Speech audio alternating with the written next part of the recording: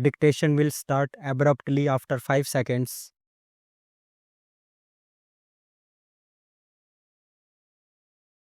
The ministry has taken care to foster regional languages.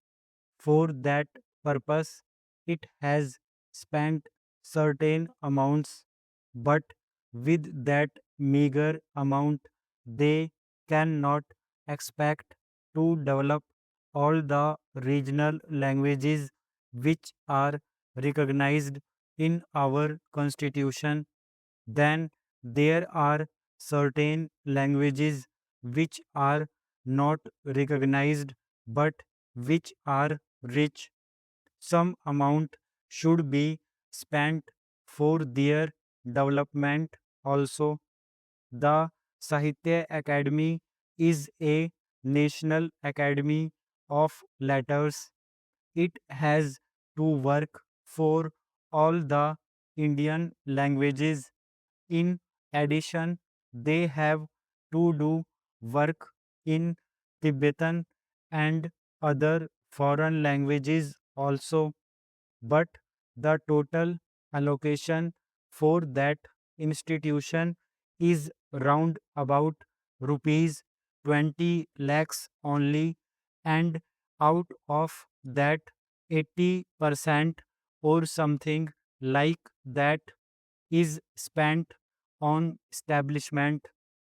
Then what remains for the development of the languages or to take up projects for the development of the regional languages. Therefore, I would urge upon the minister to take a special note of it if he is really desirous that the regional languages should be developed, and give assistance and encouragement to the voluntary organizations, and more particularly to the Sahitya Academy. I find from the report of the ministry that the National Book Committee was constituted in 1976 and again in 1980, but since 1980 it has not been constituted and has not been functioning. Then how can we expect that this ministry will deliver the goods so far as national books are concerned? That also should be taken into consideration, and prompt action should be taken. There is a certain formula laid down in the report for the export and import of books. There only the amount has been mentioned, nothing has been mentioned about the quality or the nature of the book which can be imported or exported.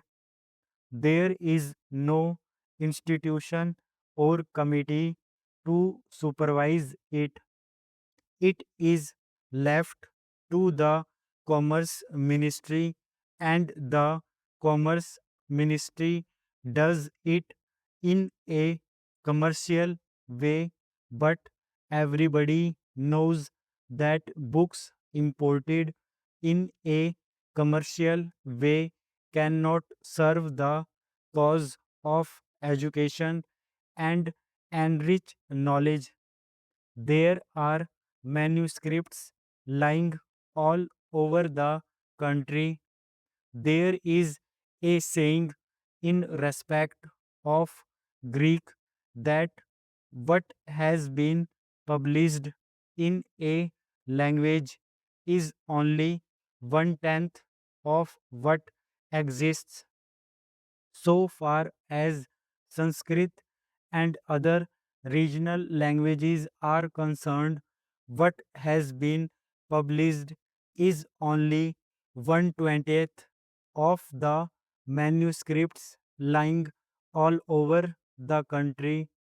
So far as education is concerned, we are entering a new phase.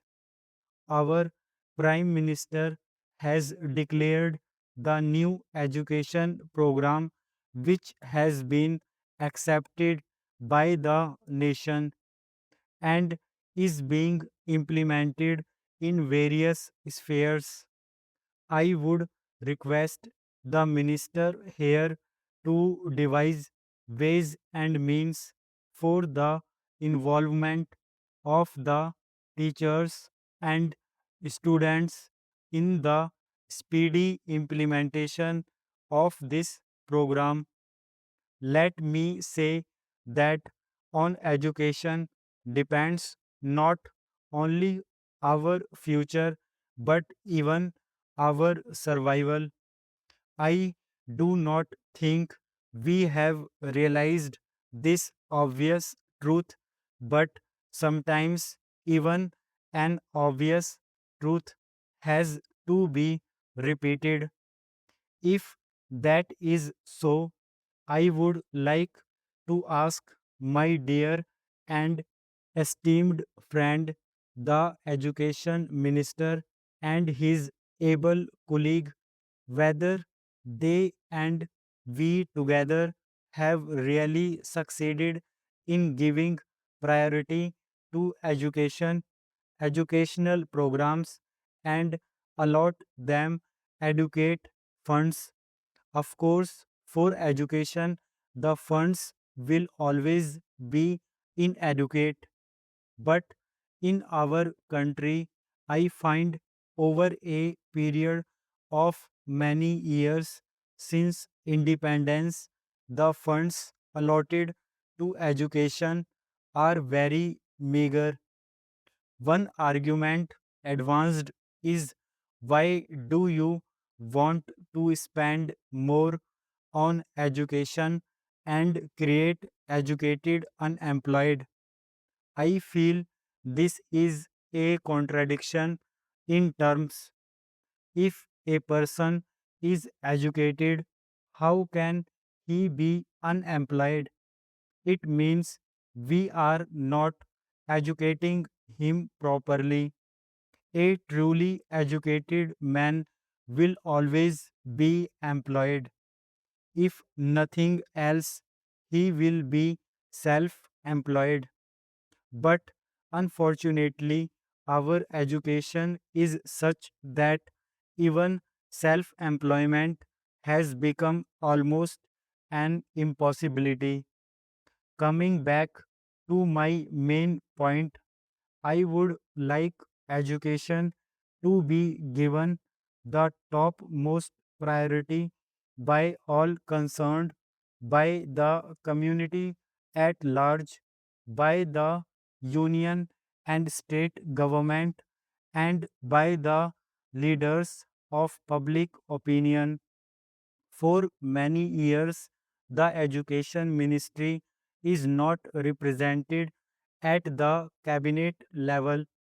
I cannot imagine a cabinet of any democratic country where a minister of education is not a member of the highest policy making body, namely the Council of Ministers.